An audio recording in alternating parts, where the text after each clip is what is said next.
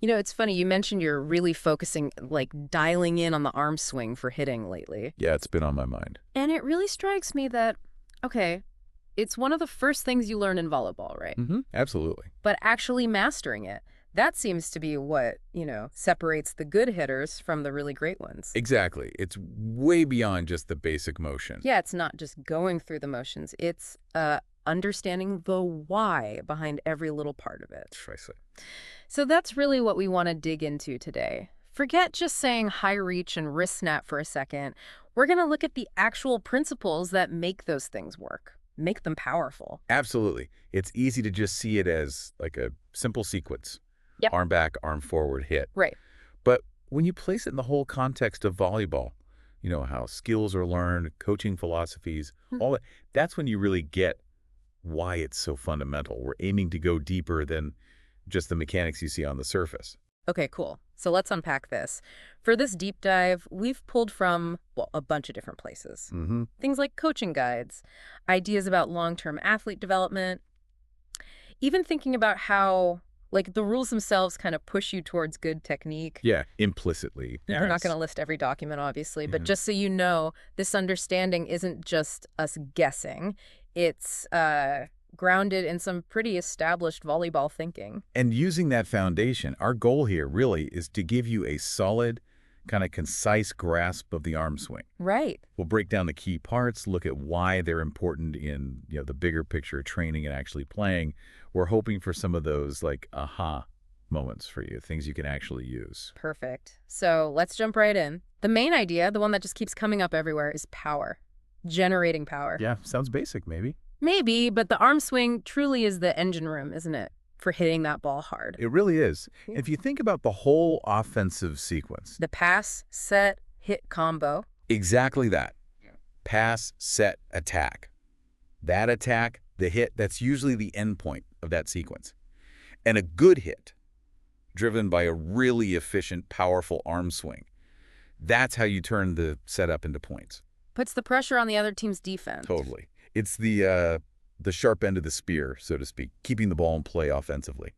Okay, so this is where it gets really interesting, I think. When you start breaking down the actual movements in the swing. Yeah, the components. Let's start right at the beginning. The high reach. Why is that so important, getting that hitting arm way up high? Well, what's really key there is how that high contact point directly affects both your power and your control. Okay. By reaching up as high as you possibly can when you make contact. Right.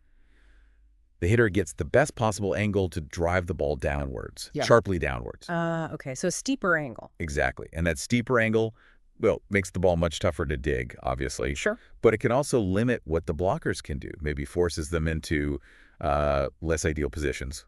That makes a ton of sense.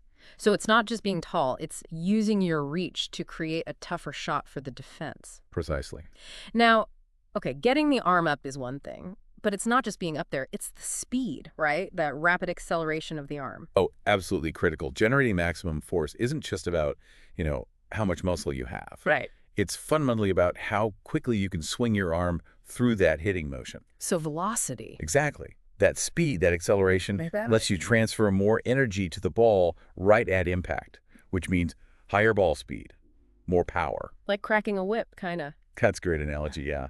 The speed at the very end is what creates the force. Okay. And that leads us right to the moment of contact. You mentioned it with the high reach, but let's focus just on that contact point itself. Why is hitting it at that highest possible point so vital? Well, think about the court geometry. Hitting the ball at its peak, essentially. Right at the top of your reach. Yeah.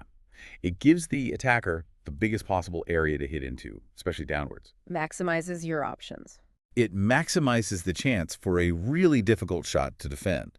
You're basically taking that good set and creating the best possible angle to attack the defense's weaknesses. Okay, got it. High reach, fast acceleration, high contact. Now, what about the wrist snap? Right at contact. Seems like such a small detail. It does seem small, yeah, but that wrist snap is actually like a key multiplier for both power and precision. Really? How so? Well, that quick flexion, snapping the wrist forward just as you hit the ball. Yeah. That can add significant extra velocity, like a final little burst of speed. Okay. And maybe just as importantly, it allows the hitter to really fine-tune the direction. Ah, So steering the ball. Exactly. It opens up hitting sharp down the line or cutting across court. You can even use it to add topspin, making the ball drop faster, or other spins that make it move unpredictably for the defenders. Adds a whole other layer of control then. Definitely. Power and control from that one little movement. And then the follow-through. The full arm extension after contact. It looks like a natural finish, but is there a specific reason, biomechanically, why extending fully matters? Oh, yeah, absolutely. That full extension is crucial for maximizing your reach, Yeah. obviously. Getting every inch. Right. And also ensuring the most complete transfer of power. Think about like a golf swing or hitting a baseball. The follow-through is key there, too. Exactly. By extending the arm fully, you complete the kinetic chain, that whole sequence of body movements building up force. Okay. It ensures all the energy you generated from your legs, core, shoulder, Yeah. it all goes through the arm and into the ball, effectively. And it makes sure you contact the ball as high and as far out in front as you can. So putting it all together. High reach, speed, high contact, wrist snap, full extension. That's the package. Okay, so we've kind of dissected the swing itself. How does learning this, mastering this, fit into like a player's overall journey in volleyball? This is where you start seeing connections to things like long-term athlete development or LTAD models. Developing that proper arm swing technique is really a cornerstone of what they call the learning to train phase. Learning to train. Yeah, that stage is all about building the fundamental skills of the sport, getting the arm swing right early on. That gives players the foundation they need to move on to more complex stuff later, advanced tactics, higher competition. Makes sense. You need those basic building blocks first, right? Before you can build anything more complicated. Exactly right. And within that learning to train time, individual practice is just massive. Getting the reps in. Get in the reps, but also consciously thinking about it. Players need to figure out, okay, where's my swing a bit weak? And then just drill it. Repetition to refine those movements. Yeah. Even simple things like hitting against a wall. Sounds basic, but it's great for developing that arm control, that consistent contact, which, underpins the whole swing. Right. Consistency is huge. Okay, shifting gears a bit, what about the coaches? What's their job in helping players develop this really important technique? Well, the coach's first job, really, is clear instruction. Breaking down the swing into those parts we talked about: reach, speed, contact, snap, follow through. Making it understandable. Yeah, and communicating it in a way that actually connects with each player. Because not everyone learns the same way. True. But it's more than just telling them, it's about creating the right practice environment. Oh, absolutely. What's really key is how the coach's role changes during practice. How so? Well, they might start with instruction, maybe some demos, but the focus needs to shift pretty quickly to designing drills where the players get tons of reps, high volume. Less talking, more doing. Kind of, yeah. The drills need to be set up so the players are the ones hitting the ball constantly. That's how they learn best, by doing. The coach then becomes more of a facilitator. Observing, giving feedback. Exactly. Observing, providing specific targeted feedback when needed, rather than just demonstrating over and over. So let the players play, essentially, but guide them. That's a good way to put it. And crucially, recognizing that different athletes need different things. Good coaching means tailoring the advice, the cues, to each player's specific needs and where they are in their development with the swing. That individualized approach. Yeah. What makes sense, what clicks for one player might just confuse another. And I guess using drills that feel more like a real game can help too, to reinforce the technique. Oh, definitely. Drills that simulate game flow, like continuous serve-receive, where you immediately transition to attacking. Right, those fast-paced ones. Yeah. Those drills inherently require a good arm swing to work well. The main point might be transition speed or decision-making, but you can't succeed in that drill without a solid, efficient hit. So it reinforces the technique in context. Okay, we've hit the technique, the learning, the coaching. How does the arm swing connect to an athlete's actual physical development? Strength, power, that stuff. Well, looking at the bigger picture of athletic growth, that powerful arm swing is directly tied to developing physical qualities like power. Which is strength plus speed, right? Yeah, exactly. Strength combined with speed. And those physical abilities become more and more important as players get older, move into later stages of development, like training to train and beyond in the LTAD model.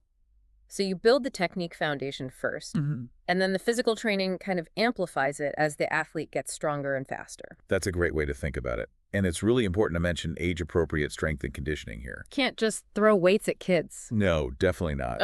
But as athletes mature, specific, targeted exercises can strengthen the muscles used in the arm swing, shoulders, core, back. This helps them generate more force, sure, but also helps them maintain the correct technique even when they're getting tired late in the match. Endurance for technique. Interesting. Okay, so a good arm swing means power. But you mentioned control earlier, too. How does it play into the tactical side, like game strategy? Yeah, this brings in versatility. A really well-honed arm swing gives a hitter a much wider arsenal of shots. They're not just a one-trick pony. Exactly. They're not stuck just banging the ball hard in one spot. They can learn to hit different angles, effectively, sharp line, deep cross-court. And they can mix in softer shots, like roll shots or tips, but with accuracy. Makes the offense way less predictable. Hugely less predictable. Yeah. It makes it much, much harder for the defense to read what's coming and set up their block or defense. Really expands the team's offensive options. Keeps the defense guessing. Constantly. And also, thinking about game flow again, the arm swing is vital in that transition moment from defense to offense. After a good dig. Yeah. Your team makes a great dig, gets the ball up. The hitter needs to quickly get in position and use a good, controlled, powerful swing to turn that defensive play into a scoring chance. It's essential for capitalizing on those opportunities. Right, converting defense into offense makes sense. Yeah. Okay, wow, we've covered a lot there. Let's try and summarize. What are the absolute key takeaways for an effective arm swing? Yeah, okay. So, in a nutshell, you need that high reach to get the best angle and hitting window. Then, rapid arm acceleration to generate force. Speed. Speed. Contacting the ball at the highest possible point you can manage to drive it down. Eye contact. Then that purposeful wrist snap right at contact adds power and direction. Snap. And finally, the full arm extension, the follow-through for maximum reach and complete power transfer. Reach, speed, contact, snap, extension. That's it. They all work together. It's a system.